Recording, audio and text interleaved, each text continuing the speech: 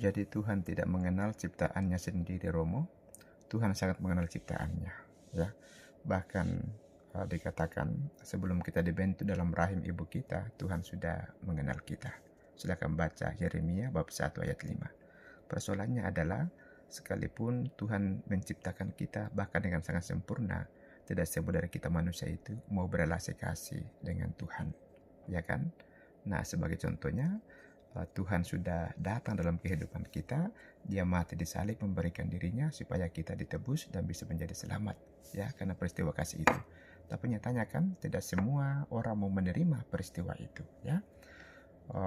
Banyak orang yang kemudian malah mengolok-olok peristiwa salib yang dilakukan oleh Yesus karena ungkapan kasihnya itu.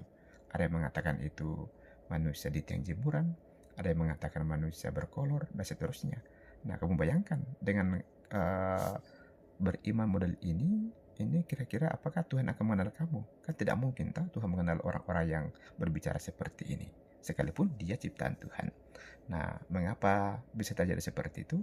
Karena orang-orang ini sudah terlanjur disesatkan, ya. Pikirannya itu sudah terlanjur kotor oleh penyesat, sehingga mereka tidak mempunyai kemampuan untuk mengenal siapa itu Yesus. Nah, ini namanya penyesat-penyesat yang berasal dari luar gereja. Tetapi juga ada yang lebih parah, ya.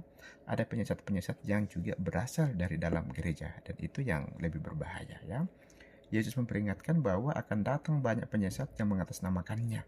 Mereka berbicara tentang Yesus, tetapi bukan Yesus yang sejati, melainkan Yesus versi mereka sendiri, tanpa salib, tanpa gereja, tanpa ketaatan pada kebenaran iman. Inilah yang disebut mengajarkan Kristus yang lain. Mereka menciptakan ajaran yang tanpa rohani, tetapi sejatinya menjauhkan orang dari Kristus sejati yang hadir dalam gereja. Nah, kalau begitu, apa standar pengajaran dalam gereja? Nah, gereja, Yesus sudah memberikan gerejanya, dan gerejanya itu berdiri di atas para rasul sebagai standar. Jadi, standarnya itu ada pada pengajaran para rasul, ya. Pengajaran dari para rasul ini diteruskan melalui magisterium, ya, bimbingan Roh Kudus yang menjaga gereja dari kesesatan. Tetapi banyak yang justru menolak otoritas ini, ya, menolak magisterium. Mereka mengaku mengikuti Yesus, namun menolak ajaran yang diwariskan oleh gereja yang didirikan oleh Kristus sendiri. Dengan menolak magisterium sebagai kelanjutan para rasul, mereka menolak suara gembala yang sejati, dan akibatnya mereka tersesat di padang gurun ajaran palsu. Penyesat bukan hanya datang dari luar, ya, seperti yang saya tadi katakan, orang-orang yang menolak penyaliban Kristus itu, tetapi juga dari dalam.